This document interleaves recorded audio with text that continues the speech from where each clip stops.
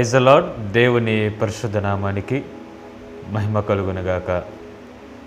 యూట్యూబ్లో, వాట్సాప్ గ్రూప్లో ఈ మెసేజ్ వింటున్న నా ప్రియ విశ్వాసులందరికీ మన ప్రభువును రక్షకుడైన యేసుక్రీస్తు అతి పరిశుద్ధ నామంలో నా తరపున, నా కుటుంబం తరపున నా హృదయపూర్వక వందనాలు. ప్రియ దేవుని బిడ్డలారా, ఈ దినము ఒక శ్రేష్టమైన అంశం గురించి, క్రైస్తవుల జీవితాలలో, క్రైస్తవుల ఆధ్యాత్మిక జీవితంలో వారు ఏ విధంగా ఉండాలి, వారి కుటుంబాలలో, వారి ఆధ్యాత్మిక జీవితాలలో ఒక ప్రాముఖ్యమైన అంశం గురించి నేను ఈరోజు పరిశుద్ధాత్మ ప్రేరణతో మాట్లాడాలని ఆశపడుతున్నాను. నా ప్రియ దేవుని బిడ్డలారా, గత వీడియోలో, మెసేజ్లో నేను చెప్పిన విధముగా అపోస్తలులైన పేతురు గారు తను రాసిన పత్రికలో మొదటి పత్రిక 3వ అధ్యాయము 9వ వచనంలో ఒక చక్కటి మాట అంటాడు. ఆశీర్వాదమునకు వారసులగుటకు మీరు పిలువబడితిరి.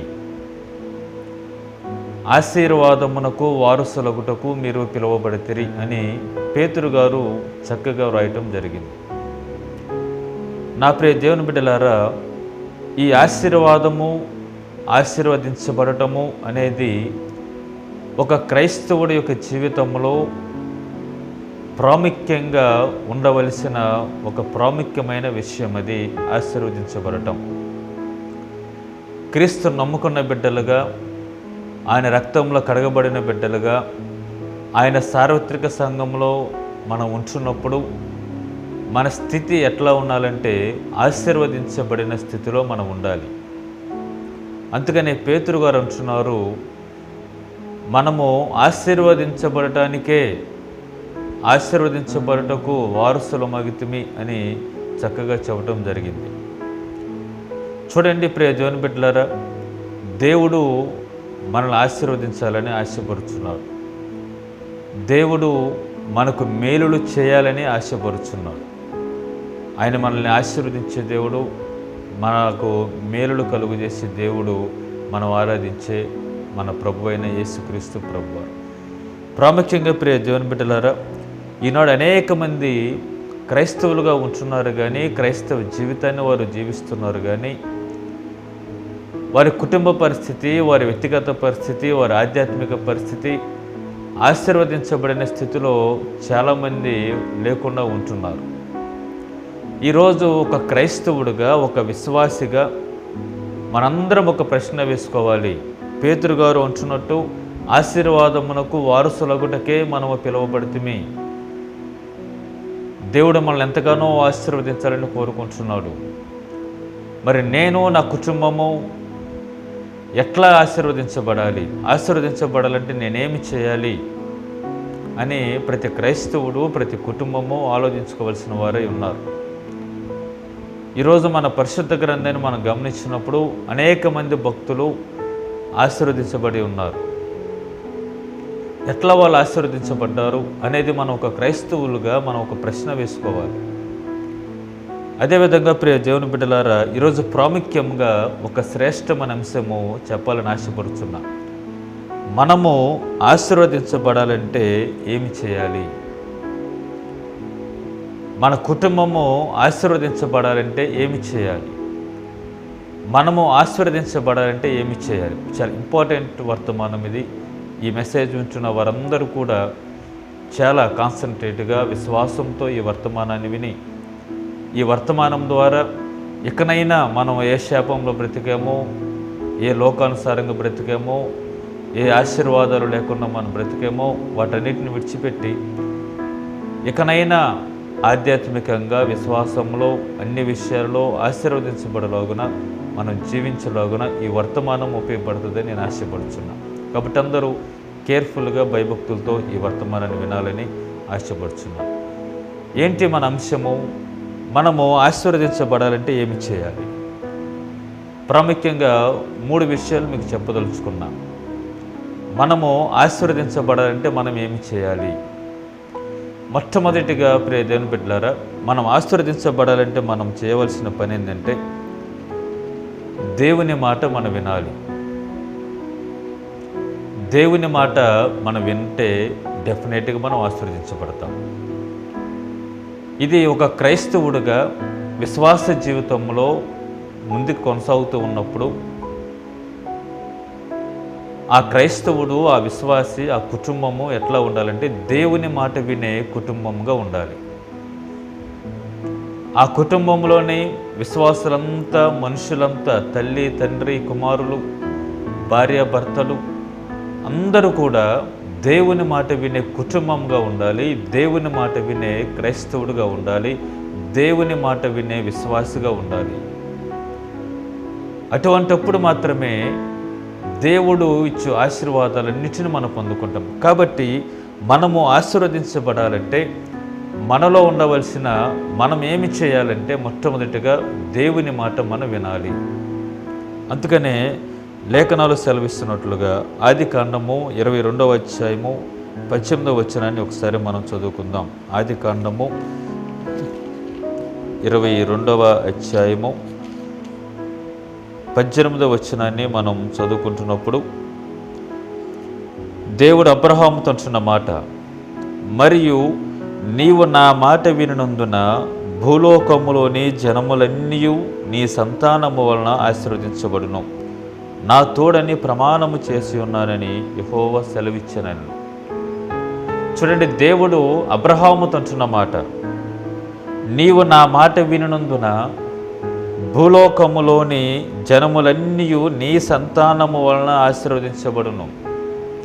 ఇక్కడ దేవుడు అబ్రహాముతో చక్కటి మాట అంటున్నాడండి. ఏమని? నీవు నా మాట వినినందున, నీవు నా మాట వినినందున నీ సంతానము వలన ఈ భూలోకంలో ఉన్న వాడన్నిటిని నేను ఆశీర్వదించుతును.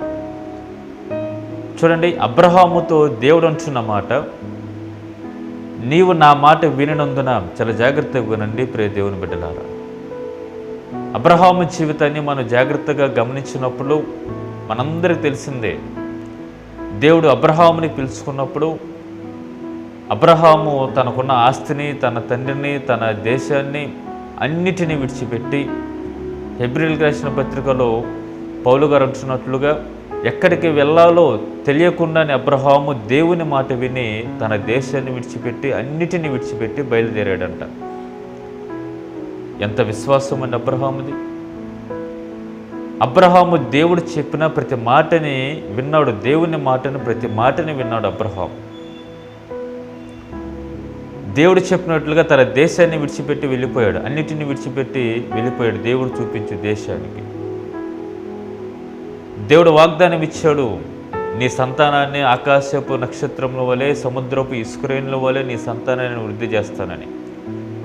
దేవుడు ఎప్పుడో వాగ్దానం ఇచ్చాడు. అబ్రహాము వృద్ధాప్యంలోకి వెళ్ళిపోయాడు. శారా గర్భము ఋతుతుల్యమైపోయింది. అయినా అబ్రహాము దేవుని మాటను మాత్రమే విని దేవుడిచ్చిన వాగ్దానాన్ని నమ్మాడు. శారా గర్భం ఋతుతుల్యమైపోయినప్పుడు, వారు వృద్ధాప్యంలోకి వెళ్ళినప్పుడు దేవుడు అబ్రహాముకి ఇచ్చిన వాగ్దానాన్ని నెరవేర్చి శారా గర్భము తెరిచి శారా ద్వారా ఇస్సాకుని ఇవ్వటం జరిగింది. వెంటనే ఇస్సాకు పుట్టిన తర్వాత అబ్రహాముకి దేవుడు అంటున్నాడు, నీ ఒక్కగానొక్క కుమారుడిని తీసుకువెళ్ళి నాకు బలిగా అర్పించవా. ఆ సందర్భాల్లో కూడా అబ్రహాము దేవుని మాట విన్నాడండి. లేక పుట్టిన కుమారుడు ఇస్సాకు. ఎన్నో సంవత్సరాలు నిరీక్షించి పుట్టిన కుమారుడు ఇస్సాకు. కానీ అబ్రహాముని దేవుడు, నీ ఒక్కగానొక్క కుమారుణ్ణి నా కొరకు బలిగా అర్పించవా అంటే ఏ మాత్రం కూడా సందేహించకుండా అబ్రహాము దేవుని మాట విన్నాడు. ప్రతి సమయంలో, ప్రతి సిచ్యువేషన్లో అబ్రహాము దేవుని మాట విన్నాడు. ఇదిగో ప్రియ దేవుని బిడ్డలారా, మనము కూడా క్రైస్తవులుగా, దేవుని బిడ్డలుగా మనం ఉంటున్నప్పుడు, యేసుక్రీస్తు ప్రభువారిని మనం అనుసరిస్తున్నప్పుడు దేవుడు చెప్పిన ప్రతి మాటని మనం వినాలి. ఈరోజు అనేక మంది క్రైస్తవ సంఘాలు, క్రైస్తవ విశ్వాసులు దేవుడిచ్చు మాటల్ని, దేవుడిచ్చు వాక్యాన్ని లెక్క చేయకుండా వారి విశ్వాస జీవితంలో వారికి ముందు కొనసాగిపోతూ ఉంటున్నారు. దేవుని మాట వినకుండా, దేవుని వాక్యానుసారంగా నడుచుకోకుండా ఎట్లా మీరు క్రైస్తవులు అవుతారు? ఇక్కడ అబ్రహామును మనం గమనించినప్పుడు ప్రతి సిచ్యువేషన్లో దేశాన్ని విడిచిపెట్టి వెళ్ళిపోయినప్పుడు అబ్రహాము దేవుని మాట విన్నాడు. నీ ఒక్కగానొక్క కుమారుణ్ణి నాకు బలిగా అర్పించమంటే అబ్రహాము దేవుని మాట విన్నాడు. ప్రతి సిచ్యువేషన్లో ప్రతి సందర్భంలో అబ్రహాము దేవుని మాట విన్నాడు కాబట్టి దేవుడు అంటున్నాడు, నీవు నా మాట వినినందున భూలోకములోని జనములన్నీ నీ సంతానము వలన ఆశీర్వదించబడును. ఆమేన్. చూడండి, అబ్రహాము ప్రతి విషయంలో దేవుని మాట విన్నాడు కాబట్టి దేవుడు అంటున్నాడు, నీవు నా మాట వినినందున నేను నిన్ను ఆశీర్వదిస్తాను. ఇదిగో అబ్రహాముకి వాగ్దానం ఇచ్చిన దేవుడు ఈ వర్తమానాన్ని వింటున్న నీతో స్ట్రైట్గా మాట్లాడుతున్నాడు. నీవు దేవుని మాట వింటే ఆయన నిన్ను ఆశీర్వదించడానికి సమర్థుడు. ఆమేన్. నీ కష్టంలో నష్టంలో ప్రతి సందర్భంలో దేవుని మాట నీవు విన్నావంటే ఆయన నిన్ను ఆశీర్వదించడానికి సిద్ధంగా ఉన్నాడు. అబ్రహామును ఆశీర్వదించిన దేవుడు ఈరోజు నిన్ను ఆశీర్వదించడానికి సిద్ధంగా ఉన్నాడు. కాబట్టి ప్రతి విషయంలో ప్రియ దేవుని బిడ్డలారా, దేవుని మాటను మనము శ్రద్ధగా వినాలి. ఇది మొట్టమొదటి విషయం. మనం ఆశీర్వదించబడాలంటే దేవుని మాట వినాలి. నీ కుటుంబము, నీ బిడ్డలు అన్ని విషయాలలో, వ్యాపారాలలో, చదువులలో, కుటుంబ పరంగా, ఆర్థిక పరంగా నీవు ఆశీర్వదించబడాలంటే క్రైస్తవుడా నీవు దేవుని మాట వినాలి. అబ్రహామును ఆశీర్వదించిన దేవుడు నిన్ను కూడా ఆశీర్వదించడానికి ఆయన శక్తి కలిగిన దేవుడు. అబ్రహాము దేవుని మాట విన్నాడు కాబట్టి దేవుడు అబ్రహామును ఆశీర్వదించాడు. ఈరోజు నీవు దేవుని మాట వింటే దేవుడిని ఆశీర్వదించడానికి ఆయన సమర్థుడు. ఆమేన్. రెండవదిగా మనం ఆశీర్వదించబడాలంటే మనం ఏమి చేయాలంటే క్రీస్తును మనము కలిగి ఉండాలి. క్రీస్తుని మనము కలిగి ఉండాలి.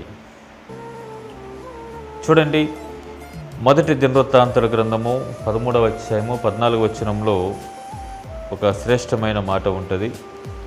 మొదటి దినవృత్తాంతముల గ్రంథము 13వ అధ్యాయము 14వ వచనం. 13వ అధ్యాయము 14వ వచనాన్ని మనం చూస్తున్నప్పుడు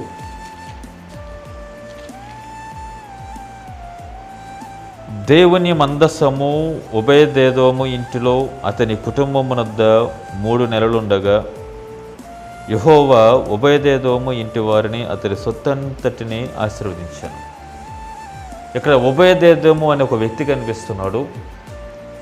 ఆ వ్యక్తి తన ఇంటిలో దేవుని యొక్క మందసాన్ని 3 నెలలు ఉంచుకున్నాడంట. అప్పుడు దేవుడు ఒబేదెదోము ఇంటిని అతని సొత్తంతటిని కూడా ఆశీర్వదించానని పరిశుద్ధ గ్రంథం సెలవిస్తున్నది. నా ప్రియ దేవుని బిడ్డలారా, ఇక్కడ దేవుని మందసము దేనికి సాదృశ్యంగా ఉంటుందంటే ప్రభు అయిన యేసుక్రీస్తు ప్రభు వారికి సాదృశ్యంగా ఉంటుంది. ఈ దేవుని మందసము ఆ ఒబేదెదోము ఇంటిలో 3 నెలలు ఉన్నందున దేవుడు అతన్ని, అతని ఇంటిని, అతని సొత్తంతటిని కూడా ఆశీర్వదించాడంట. ఇదిగో ఈ దేవుని మందసము మన ప్రభు అయిన యేసుక్రీస్తు ప్రభు వారికి సాదృశ్యంగా ఉన్నది. ఏ కుటుంబంలో అయితే యేసుక్రీస్తు ప్రభు వారు నివసిస్తారో, ఏ కుటుంబంలో విశ్వాసుల హృదయాలలో యేసుక్రీస్తు ప్రభు వారు ఉంటారో ఆ కుటుంబము నిత్యంగా ఆశీర్వదించబడుతుంది. ఆమేన్. ఒక క్రైస్తవులుగా క్రీస్తు రక్తం చేత కడగబడిన మనము, ఆయన మార్గంలో నడుచుకుంటున్న మనము, మన కుటుంబాలలో ఉండవలసింది, మన హృదయాలలో ఉండవలసింది ఆ ప్రభు అయిన యేసుక్రీస్తు ప్రభువారు. మన హృదయంలో, మన కుటుంబంలో ఆయన నివసిస్తే ఇప్పుడు కూడా మనకు ఆశీర్వాదాలు మనం ఎప్పుడు కూడా మనం ఆశీర్వదించబడతానే ఉంటాం. ఇదిగో ఆ ఒబేదెదోము ఇంట్లో మందసం ఉంటున్నప్పుడు దేవుడు అతని కుటుంబాన్ని ఆశీర్వదించాడంట. ఈరోజు నీ హృదయంలో, నీ కుటుంబంలో ఏమి ఉంటున్నాయి? లోకానుసారమైన వ్యర్థమైన ఆలోచనలు ఉంటున్నాయా? లోకానుసారమైన క్రియలు నీ కుటుంబంలో తిష్ట వేసుకొని ఉంటున్నాయా? అట్లా ఉంటే ప్రియ దేవుని బిడ్డలారా, ఎప్పుడు కూడా నీవు ఆశీర్వదించబడవు. దేవుడు అది కోరుకోవట్లేదు నీ నుంచి. ఇదిగో దేవుడు ఆశపడుతున్నది ఏంటంటే మనము ఆయన బిడ్డలుగా మనము బహుగా ఆశీర్వదించబడాలి, బహుగా దీవించబడాలి. అందుకనే ఆ ప్రేమాతి ప్రేమైన యేసయ్యను మన హృదయాలలో ప్రథమ స్థానం ఇస్తే మన కుటుంబంలో ఆయన నివసిస్తే డెఫినెట్గా మనం ఏం చేస్తామంటే ఆశీర్వదించబడతాం. కాబట్టి మన హృదయాలలో, మన కుటుంబాలలో యేసుక్రీస్తు ప్రభువారు ఎప్పుడు కూడా నివసిస్తూ ఉండాలి. మన హృదయాల్లో ఆయనకి ప్రథమ స్థానం ఇవ్వాలి. ఎందుకంటే ఆయన ఆశీర్వదించే దేవుడు, మనల్ని దీవించే దేవుడు. మనల్ని పెంట కుప్పల మీద నుంచి దరిద్రులను లేవనెత్తువాడు ఆయనే. మనల్ని తోకగా ఉంచడు కానీ తలగా ఉంచేది ఆయనే. మనము అప్పు చేయము కానీ అప్పిచ్చేవారుగా ఉంచేది కూడా ఆయనే. కాబట్టి అటువంటి క్రీస్తును మన హృదయంలో ఉంచుకోవాలి. ఇదిగో ఎంతకాలము ఆశీర్వాదం లేని స్థితిలో నీవు ఉంటావు, ఎంతకాలము ఆ శాపం అనే కాడి కింద నీవు జీవిస్తూ ఉంటావు. నీవు అనుకుంటున్నావు, అయ్యో ఎంతో కష్టపడుతున్నాను, ఎంతో ప్రయాసపడుతున్నాను, నేను కష్టపడిన కష్టార్జితాన్ని నేను సంతోషంతో ఆనందంతో నేను అనుభవించలేకపోతున్నాను అనుకుంటున్నావా? దానికి కారణము నీ కుటుంబము ఆశీర్వదించబడిన స్థితిలో ఉండటమే. కానీ అటువంటి భయంకరమైన స్థితిలో నీవు ఉన్నా, ఈరోజు నేను చెప్పినట్లుగా దేవుణ్ణి నీ హృదయంలో ఉంచుకో, దేవుని మాట విను. డెఫినెట్గా దేవుడు నిన్ను, నీ కుటుంబాన్ని ఆశీర్వదించడానికి ఆయన సమర్థుడు.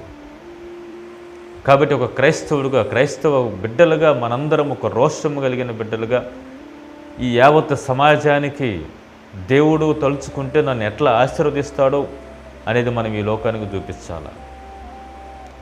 ఒక క్రైస్తవుడిగా నీకు ఉండవలసిన లక్ష్యము, మన శక్తి కలిగిన దేవుడు ఆ యేసుక్రీస్తు ప్రభువారు నన్ను ఆశీర్వదించితే ఎట్లా ఉంటుంది అని ఈ సమాజానికి నువ్వు చూపించాలి. నీ పూర్వస్థితి ఎట్లా ఉన్నదో చూసిన సమాజము దేవుడు ఆశీర్వదించిన తర్వాత నీ ప్రస్తుత పరిస్థితిని చూసి దేవుడు ఎంత శక్తిమంతుడా అని వాళ్ళందరూ కూడా ఆలోచించుకునేటట్టుగా నీవు ఆశీర్వదించబడాలి. ఇది ప్రతి క్రైస్తవుల్లో ఉండవలసిన లక్ష్యము. ప్రియ దేవుని బిడ్డలారా, ప్రతి క్రైస్తవుల్లో ఉండవలసిన ఒక గోల్ అది, ఆశీర్వదించబడాలి. అబ్రహాము ఆశీర్వదించబడినట్లుగా, యోసేపు ఆశీర్వదించబడినట్లుగా వీళ్ళందరూ కూడా దేవుని మాట విన్నారు కాబట్టి భక్తులు వాళ్ళు ఆశీర్వదించబడరు. అటువంటి ఆశీర్వాదాలు ఈరోజు నీవు నీ కుటుంబంలో చూచుదువుగాక. అట్టి కృపను పరిశుద్ధాత్మ దేవుడు